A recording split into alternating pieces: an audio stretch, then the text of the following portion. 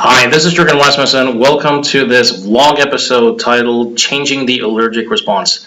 When I first started studying neurolinguistic programming and hypnosis in the mid to late 90s, and I started doing courses, the single most exciting topic for me was the topic of allergies. Because hey, let's face it, phobia changes, compulsion blowout, switch patterns, all these things deal in the realm of what most people would consider psychological. And suddenly you have this one thing, like the NLP allergy pattern, developed by Robert Dilts and the adaptions by Susie Smith and Tim Holbom.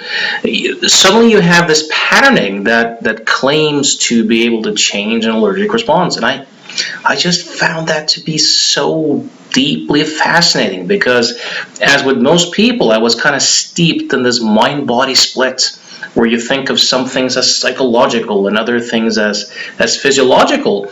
And here you had a way of patterning where you would use, again, this isn't accurate, but it matches on to how most people think. You would use like a psychological maneuver or pattern to change what was considered a physiological response. If you ask most people about allergies, they'll say it's strictly biological or it's genetic.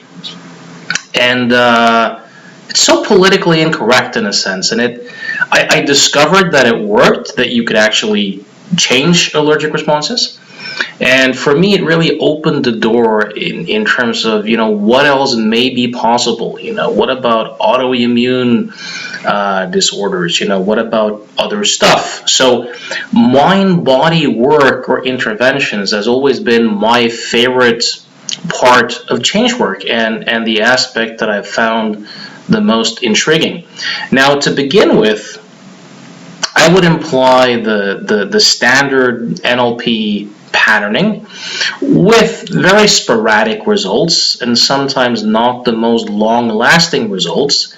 Later on, after intensely studying the work of people like Steve Parkhill and Jill Boyne and Jerry Kine and Dave Ellman, the whole Dave Ellman type lineage, and John Watkins, with affect bridge regression combined with NLP patterning, I would be able to help a lot more people get deeper results with allergies. But over time, regression work started bothering more and more because the more I studied memory and psychology, the more I kind of discovered that memory doesn't really work that way. So although regression work often worked, it had to be for a different set of mechanisms than those of us doing that type of work thought. Now, fast forward many years, I've been able to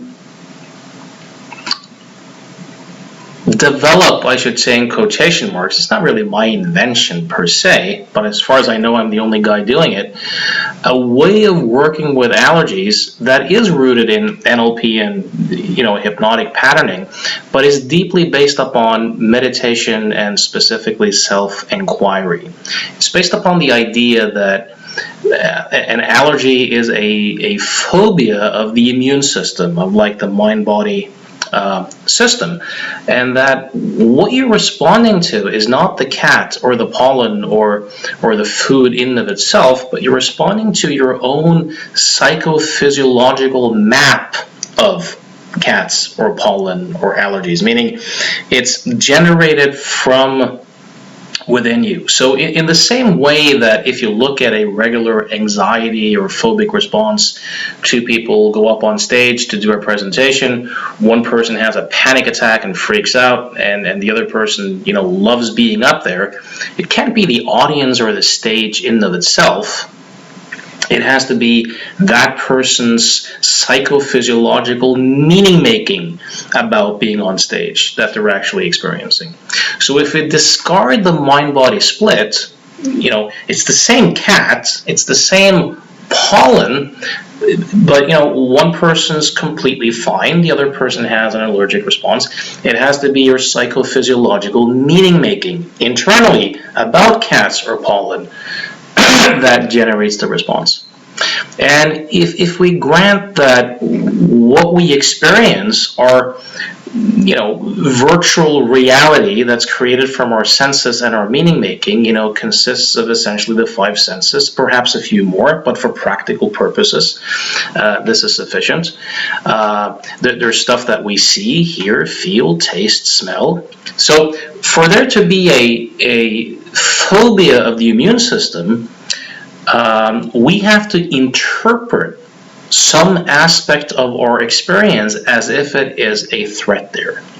So it's possible to look at one's own internal experience for the threats and to help the mind-body system to discover in an experiential way that the threat is illusory. And when people do that, the allergic responses have a tendency to shift and disappear. So this is the result of over 2 decades of really, really hard work. Howard Cooper and I just released an online training program called Changing the Allergic Response. It's 4 hours of footage. There's a long session there with a woman with cat allergy. There's a PDF of what we do. There's a follow-up a year later on video. There's a hay fever session there, and also later follow-up on video. And there's interviews with 4 different allergy clients who describe the process and what they went through. There's also webinars there where I describe and teach this entire process, the framing, the languaging, the methodology in and of itself. And there's troubleshooting videos, for what do you do when stuff doesn't quite work out. You'll discover this with the 4 people who are interviewed, who you can listen to their stories, that some of them, we had to do quite a bit of troubleshooting and work to get the results, and one of the cases is probably still kind of pending a little bit. We included it for realistic purposes to show that real life change work is messy. It often takes some work, it often takes some troubleshooting. So there's troubleshooting webinars, stuff to do when things don't seem to work according to plan. You can get your hands on this product, Changing the Allergic Response, for the ridiculous, meager amount of £67. That's almost a steal. That's less than you probably charge for seeing a single client. Now, will you be able to apply what you've learned immediately? Well, that completely depends upon your skill level, your experience. As with anything else, you'll probably have to put some time in, develop some skills to understand the model and the methodology. But it works, and it works consistently, and it works way more consistently, in my experience, than the old NLP patterning and hypnotic regression work. And you can self-apply it. You can do it with yourself without another person having to facilitate anchors or do some sort of hypnotic regression. So this is excellent for self-application to do with yourself. So go to rapidchange.works and look at the products page, and you'll find Changing the Allergic Response. This may be my best contribution yet, so I'm highly biased, of course, but I really, really recommend it. There's nothing like it in the world today on the market. So, and if you buy it, there's also an offer to upgrade to the psychological illusion model online training, which really goes into depth in terms of the model that this sort of work is based upon. Also, if you would like to train with me live, the next event is in September in London, UK, 2019. Again, go to rapidchange.works and take a look. All right, till next time.